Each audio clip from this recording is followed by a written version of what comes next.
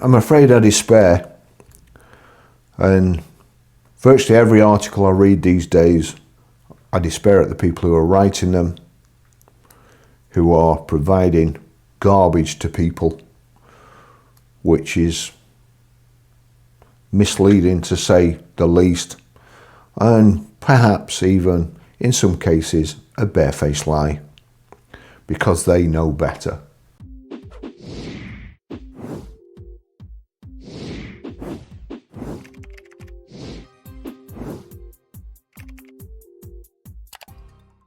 They tell you one thing and then they tell the trade other things, hoping perhaps that private people don't get to read trade papers, which is why I always try and share the trade papers that I see that prove them wrong. So here we've got Thomas McClellan, Director of Policy and Public Affairs at the BVRLA. This was in a post on LinkedIn, and it's referring to, it looks like the government are going to increase the budget for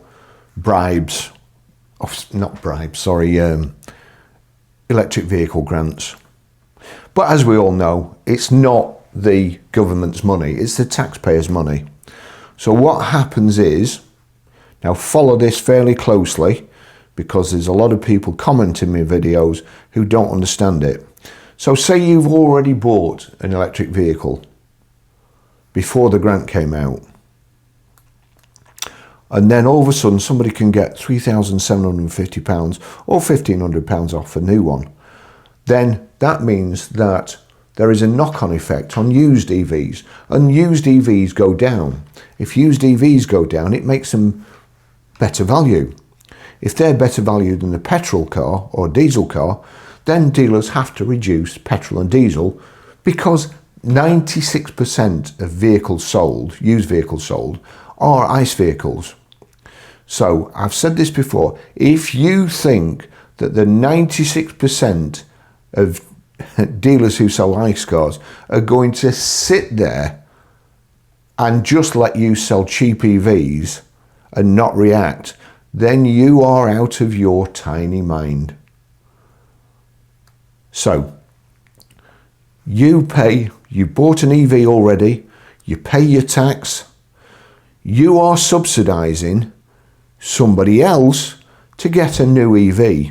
And you know what else? You're paying twice, because not only is it coming out your tax, in fact you're paying a lot more, because there's only a little percentage out of your tax, but I'll tell you what, a big lump will come off your EV.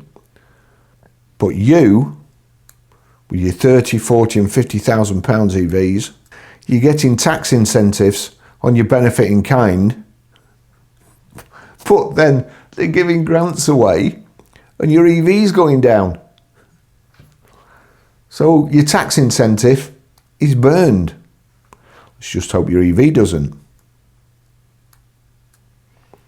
It's absolutely ludicrous to give grants on EVs. You can already get a massive discount off them. You're getting massive tax allowances. You charge at home. It's cheaper to charge at home, and they still won't sell.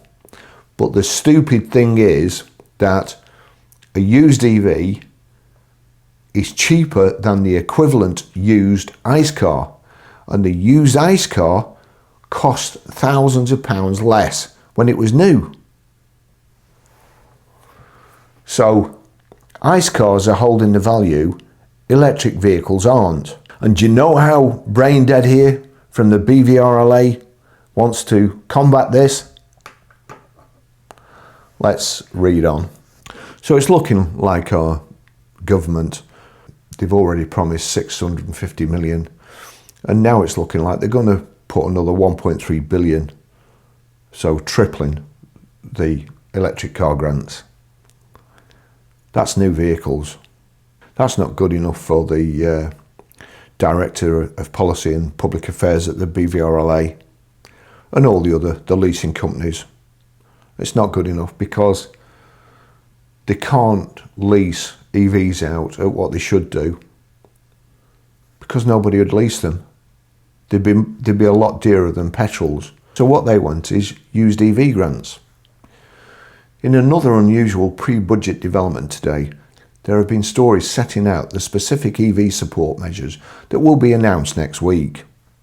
As I say, another 1.3 billion of taxpayers' coffers just to get somebody a new EV.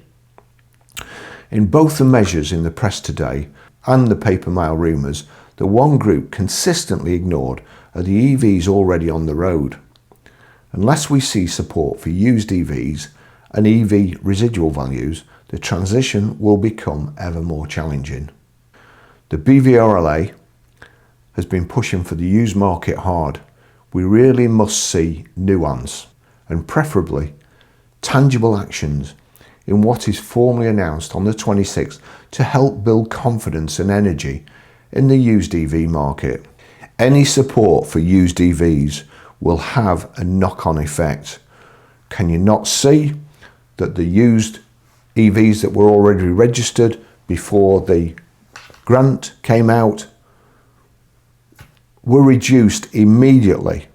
Their value was decimated immediately. You could get a new one cheaper. Who's going to? There has to be a significant gap between a used EV and the price of a new one. Otherwise, everybody will just buy new. And used EVs, you then have to reduce them until you find the sweet spot in the market, which is only done by price because, again, people will only buy a used EV when it's cheap. That's the conclusion of all the surveys. That's why they buy them, not because they want one, because they're cheap. So then you put a grant on used EVs. What does that do? It knocks all the others down that aren't eligible for the grant, because otherwise only the ones that you get the grant on the used EVs would sell. So then you have to make all the others cheaper. What a stupid idea. I cannot think of a stupider idea, apart from perhaps lane departure warning and electronic handbrakes. Oh, and stop start. This is moronic. So I've replied to him on LinkedIn. Would you be happy if they gave them away free? For goodness sake, subsidies on new, tax breaks, used ones depreciate so that they are less than the equivalent ICE car, and they are still massaging the stats. If they aren't selling now, they never will do. You are flogging a dead horsepower if used EVs need more support, especially as it claims on the document that you have put your name to that you can already save £1,500 a year by running an EV. That made me laugh. This was the document, which is just pure myth, and I've disproved time and time again. And then the last time I messaged the BVRLA, cutting through the EV noise with facts that matter, with misinformation still clouding public understanding of EVs, it's more important than ever to share clear, data-backed information people can trust.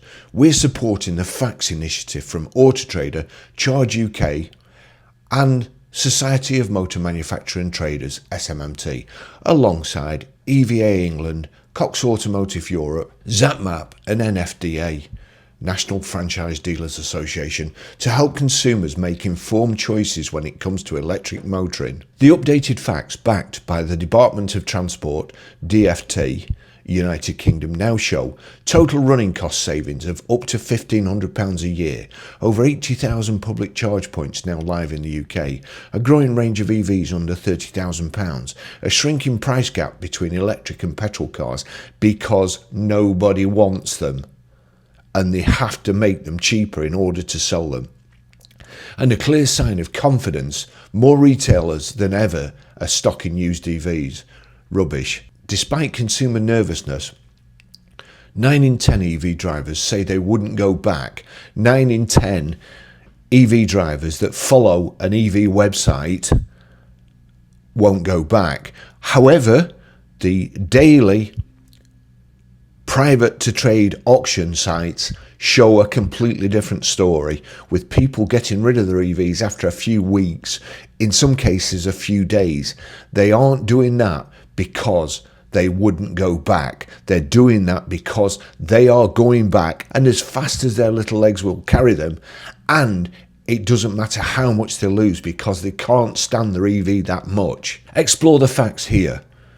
Also see our frequently asked questions document about the recently introduced electric car grant. However, I feel that's a little bit disingenuous, especially after the BVRLA made a leaflet, or contributed to a leaflet, called #HappyEVAfter. This is their words. Electric vehicles, EVs, are crucial for decarbonisation, but like any fairy tale, it's not a fairy tale, it's a fucking nightmare. The journey is far from smooth. Our happy EV after ending is at risk. New EVs are costly and lose value far faster than petrol or diesel. Over the last 24 months, used EV values have dropped by more than 50%, an unprecedented decline. Values are expected to fall another 28% by 2030. We face a crisis. So that's what they're saying privately, and what they're telling privates in this load of bullshit. What about running costs? Save up to £1,500 a year. And I've got my reading glasses on now and I can't read the small print, but it says, when I magnify it, running costs include fuel, maintenance and insurance. Not word one about massive depreciation, which means you cannot save £1,500 a year running an EV. I know it, they know it. Misinformation about electric vehicles. So I replied to them, rubbish. Depreciation wipes out any potential fuel saving, and how can a private save £1,500 a year when dealers are losing that if they hadn't sold them in 30 days? And what about your begging letter to the government asking for subsidies on used cars because your members are losing so much money when they come back off lease? If this load of garbage was correct, how come it's cost the UK motor trade £6.5 billion in discounts to buy customers? Do yourself a favour, download AT Price Tracker and see how much the so-called EV expert dealers are having to reduce used EVs by to try and attract customers. It will show you how laughable your claims are. A new EV costs more than a new ICE car, but is worth less after 12 months. How long do you think people will continue to buy new with this being the case? Then there won't be any cheap used EV bargains, will there? Stop publishing a false narrative. You and people like you and your partners who are trying to protect your own interests should be ashamed of yourself. The EV problem will not be solved while you keep telling the public one thing and the government another. Cowboy up or get out of the business. Then, however, I got an answer off a guy called James Parkin. James got rather mad with me. There was an exchange of about 10 messages each. He was getting angrier and angrier with each message. This was one of my replies to him. Let's do an experiment with your money. Go and buy a new EV, then sell it a week later. See what happens. Then imagine a dealer having 400 of them in stock when they are going down £1,500 a month each. Then compare it to an ICE car, which isn't dropping like a stone. An EV is cheap to charge at home, but whole life costs, taking depreciation into account, means it's cheaper to run an ICE car than an EV, and you cannot save £1,500 a year buying an EV. That is a barefaced lie and is distorting the actual true facts.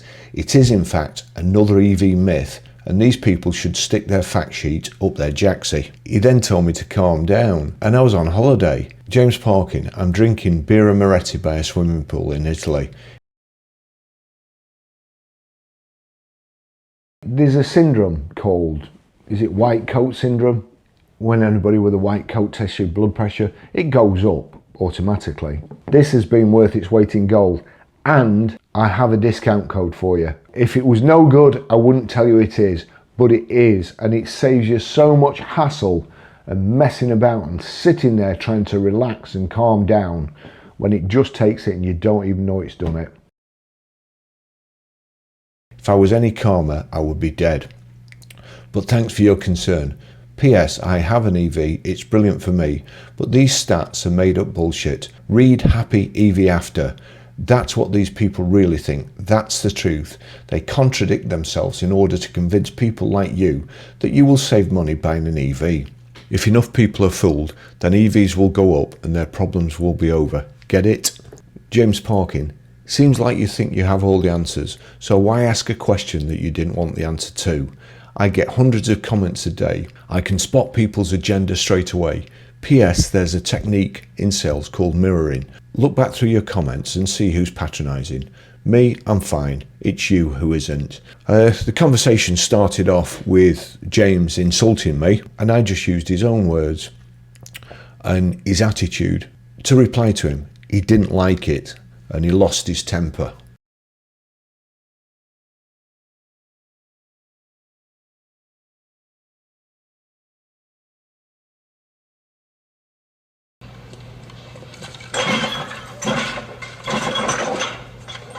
God, that man looks really pissed. Only Barrie can drive somebody that crazy. At that point, the BVRLA stepped in. It seems that James deleted all his comments off the post because obviously it was wrong, and I showed him in black and white how and why he was wrong. The BVRLA left this post. We are aware that the transition to electric vehicles can be an emotive topic. That is part of our reason to support this initiative, which seeks to help people make informed decisions that work for them, with misinformation, I might add. While we always encourage healthy and professional discussion, some of the exchanges on this thread are in breach of our community guidelines, so we've decided to prevent further comments on this post. They didn't like where this post was going, did they? Because if it was me that was being shown up and disproved, they would have kept this post going till the end of time. But they didn't. That speaks volumes. Could have been a coincidence, but they took the name off this document. So perhaps that tells a story. If they get any cheaper, they will drop off the Auto Trader page. I wasn't content with that, so I sent them another one. Used EV market at 4%, with new EVs changing hands within days of being registered and sold as used. So that's used and new stats being doctored. Used vehicles changing hands several times a year. So that's used stats being doctored. Catastrophic depreciation on used. Basically, the cost of creating a market that's not there. And this is affecting residuals on ICE cars too. Because if you think that dealers who hold 96% of the sales market are going to stand still while EVs buy their customers, you are sadly mistaken. Your ideas are ill-conceived, will ruin the motor trade, and are quite frankly idiotic. The best thing you can do is tell your members to sell EVs to people whose needs they suit and ICE cars to the rest. Grow the EV market organically and tell the government to swivel. Or even better, when the government hit their targets and keep their promises, the motor trade will follow suit. You, however, should be ashamed of yourself, putting out propaganda to private customers while going cap in hand for grants, reduced VAT, benefit in kind, manufacturer's discount, used car grants. To be honest, I've never heard anything so stupid in my life. A grant on a used EV will just knock millions in value off the cars people have already purchased. Why can these people not see what will happen? Thanks for watching. See you in the next video. Bye bye.